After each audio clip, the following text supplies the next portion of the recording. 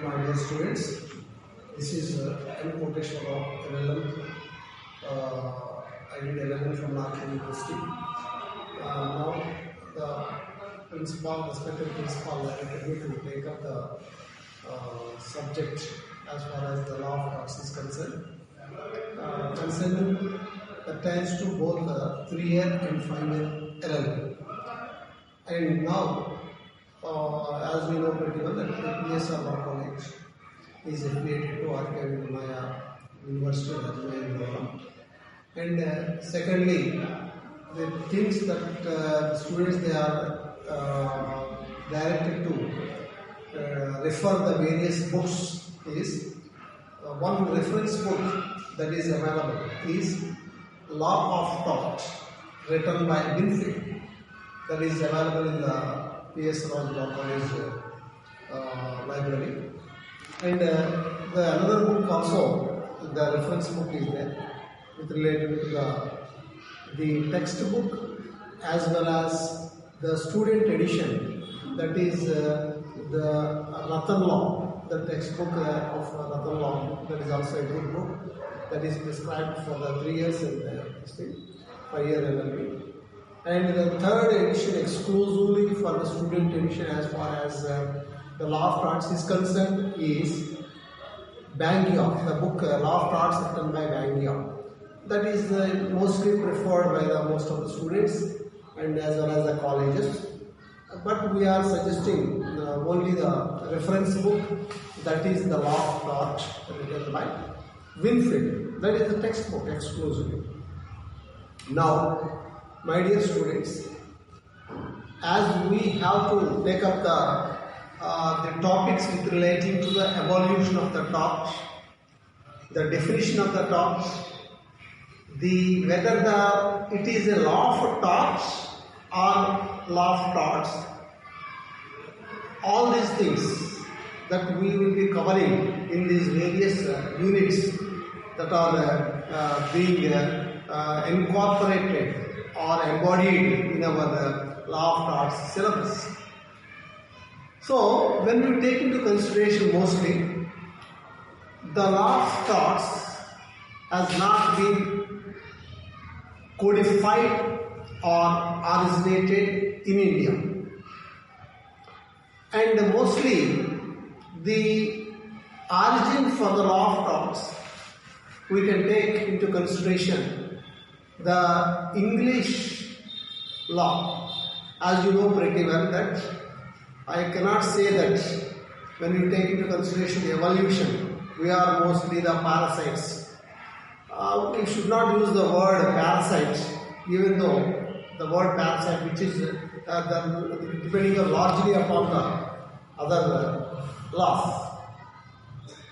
As the law of torts is largely depending upon the various, the common law of England. The main origin, we can say, the common law of England is the main origin as far as the law of torts is concerned.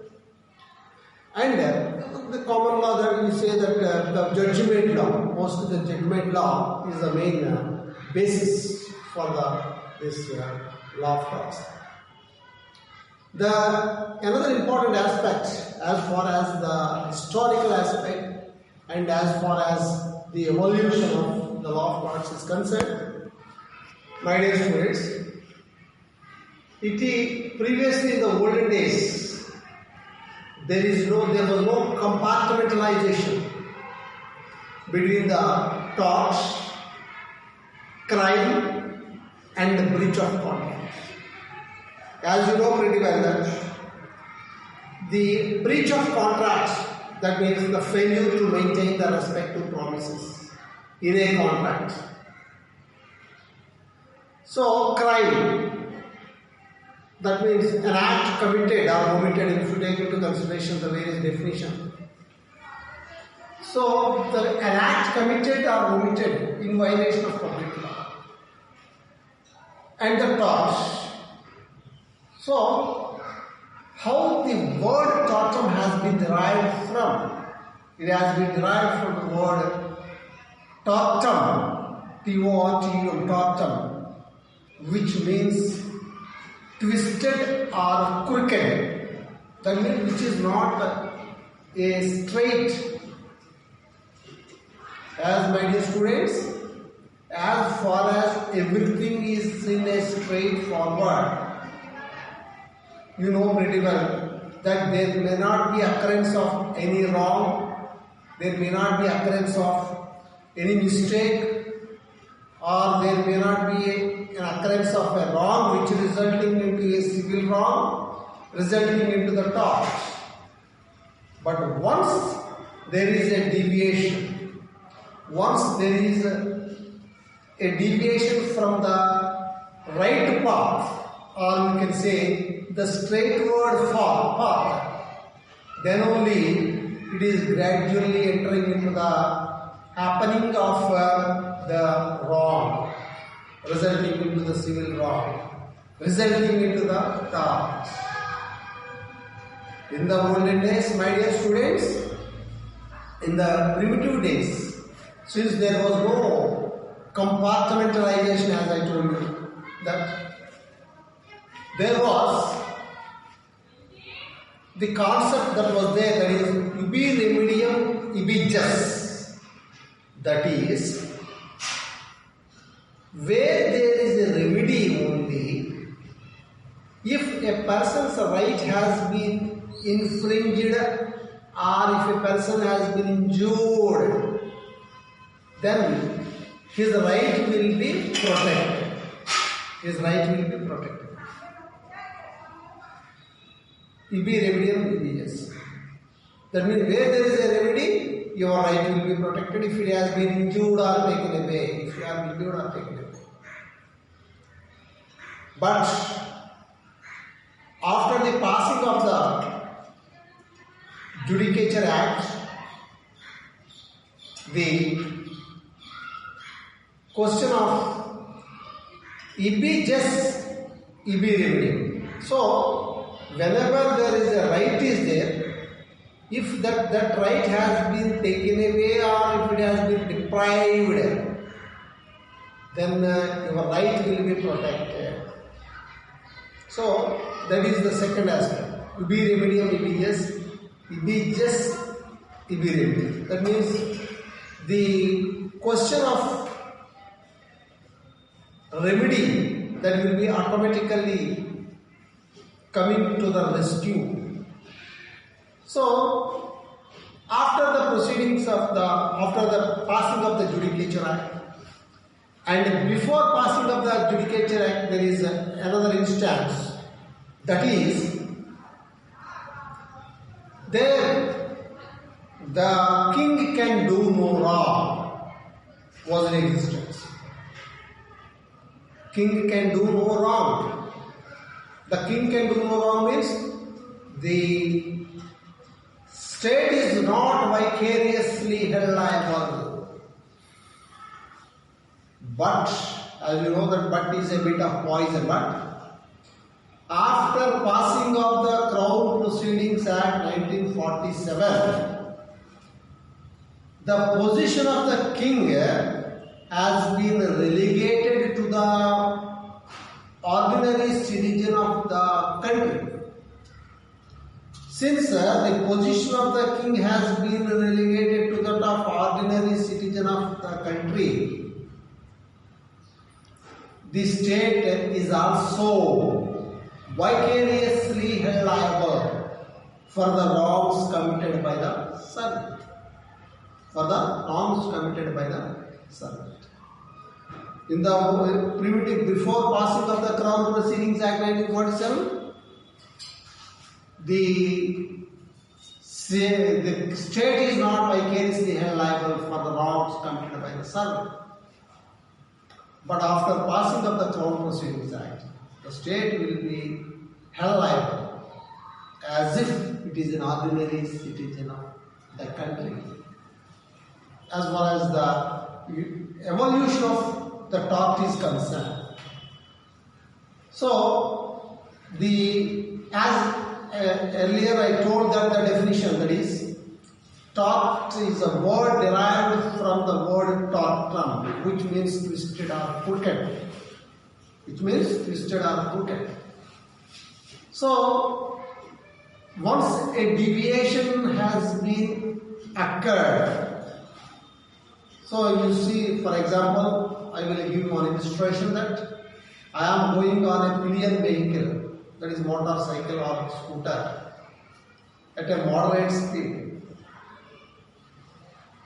Once, as long as I am going on my motor vehicle with a moderate speed, there will not be any occurrence of any wrong. But once if I raise my accelerator and I am going on more than 100 kilometers per hour, there is a likelihood of occurrence of an accident causing damage to the opposite party. That I am doing, I am committing a wrong of negligence, a civil wrong of negligence, which is resulting into the tort of negligence. Because I have accelerated my speed, I raised my accelerator to the maximum level. So that means why we have to study the law of torts? First of all, as I told you again, once again, the repetition of whatever you think, man is a social animal. What the society, even a sociology book, if you first page, the first line itself, first paragraph itself, man is a social animal. Because man is a social animal, he has to interact with the number of persons in the society. While interacting with the number of persons in the society, he may commit a wrong, which is resulting into the civil wrong. Internal vis resulting into the tort. So, or otherwise he may omit an act in the society which he is bounden to do. So, since man is a social animal, while he is interacting with the number of persons in the society, he may commit an act or he may omit an act, resulting into the tort. That is the reason why we have to take into consideration the growth of law of torts has been so rampant. When we take into consideration the law between England and India, in England, the law of torts has been so developed because it was there, as you know, as I already told you, the judgment law. For the simple reasons, the people of the British people, they will go to the court of law. In the one celebrated case instance, a toilet which is being maintained by the English County Council, because of some latent defect in the door, the person was confined in the toilet or fresh room or whatever you call for quite few minutes.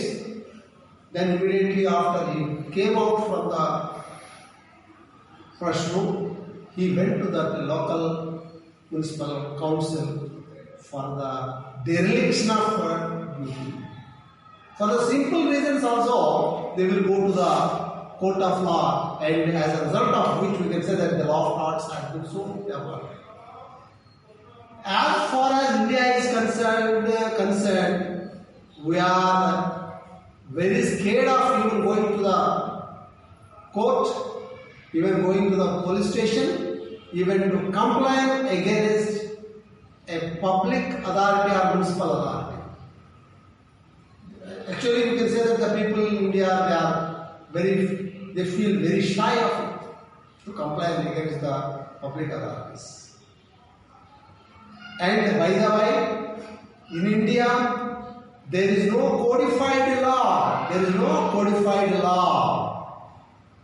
As the other laws, Indian Evidence Act 1872, that is codified. Indian Contract Act 1872, that is codified. But there is no law of torts act in India. It's still in underway to develop. Of course, a private bill has been introduced in the Torts Liability Act in the year 1969, but it has not been, the private bill has not been approved by the Parliament. So, of course, besides that, the law of torts has not been so developed in India, except the law of torts has been developed in the instrumentality of Article 32 and 226 of the Indian Constitution. These are the only, we can say, there are these two articles.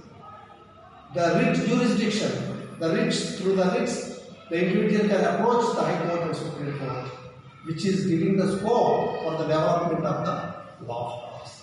Article so. Except that they are not so developed. My dear students, I am posing some questions before you. One is, how the law of torts has been developed in India, and ibi remedium, ibi jus, and the third one is ibi remedium, ibi jus, ibi remedium. These are the maxims that we are supposed to write to my mail. Thank you very much.